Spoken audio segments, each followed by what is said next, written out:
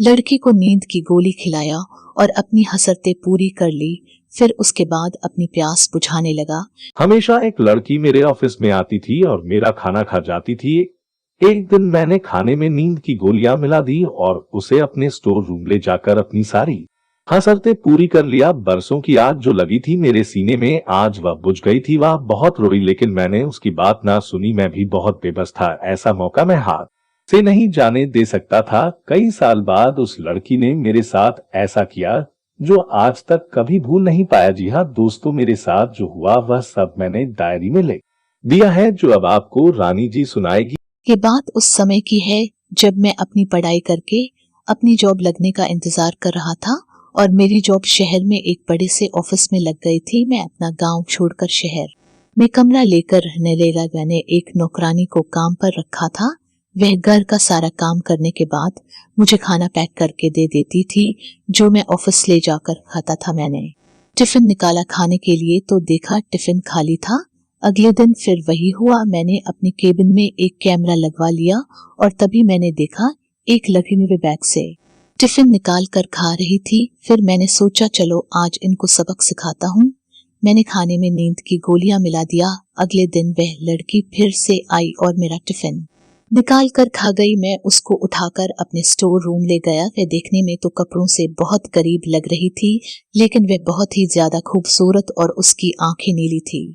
उसका बदन नाजुक सा जो देखने में किसी हीरोइन से कम नहीं थी। मैंने धीरे से उसको अपनी बाहों में ले लिया और वह सब करने लगे। मैं जानता था ये सब गलत है, लेकिन मैं अपने आप को रोक नहीं पा रहा था।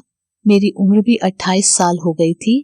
मैंने कभी भी यह सब नहीं किया। मैं जब भी किसी कपल को देखता था तो मेरा भी ये सब करने का मन करता था और सामने इतनी खूबसूरत लड़की देखकर मैं बहक गया था। मैं उसकी सांसों में इस तरह डूब गया और सब कुछ होता चला गया। वह नींद में भी चिल्ला रही थी, लेकिन उस लम्हे को मैं रोक नहीं सकता था और ये घटना हो गई। उसके बहुत देर बाद उसको होश आया तो वह चिल्लाने लगी। मैंने उसके मुंह पर हाथ रखकर चुप करा दिया और कहा, अगर तुमने शोर मचाया तो ये देखो मेरे पास वीडियो रिकॉर्डिंग है।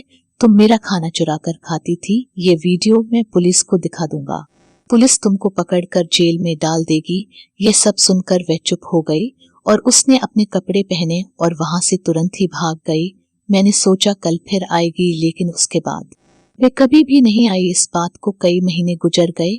मुझे भी बहुत दिन हो गए थे अपने गांव गई हुई, तो मैंने ऑफिस से छुट्टी लिया और अपने गांव चला गया। गांव में मेरी माँ ने कहा, अब इतने साल हो गए हैं, अब तुम शादी कर लो। मैं जब शहर गई थी तो मैंने वहां पर एक लड़की को देखा था। वह लड़की बहुत सुंदर है। वह गरीब लोगों की बहुत मदद करती है।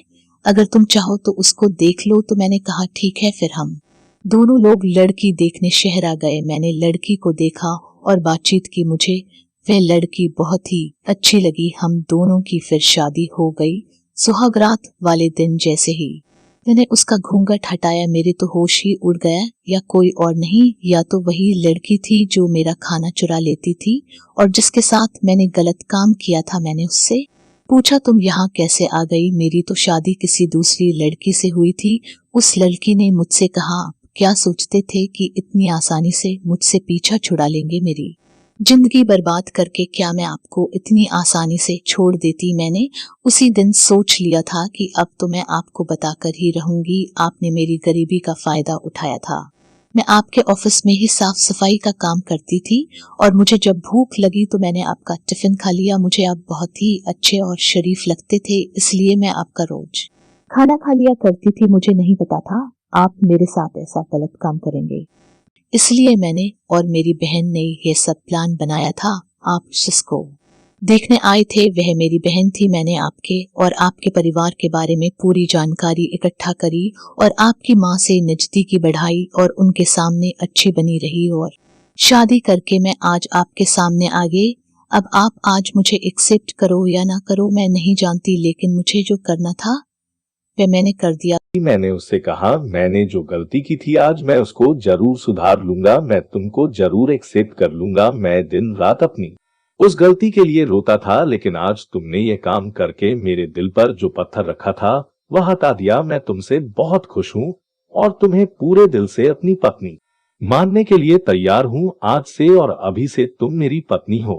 दोस्तों, जिंदगी में कभी भी किसी के साथ गलत काम नहीं करना चाहिए, क्योंकि वह काम घूमकर वापस हम ही को मिलता है। ये दुनिया गोल है, जैसा करोगे वैसा ही भरोगे।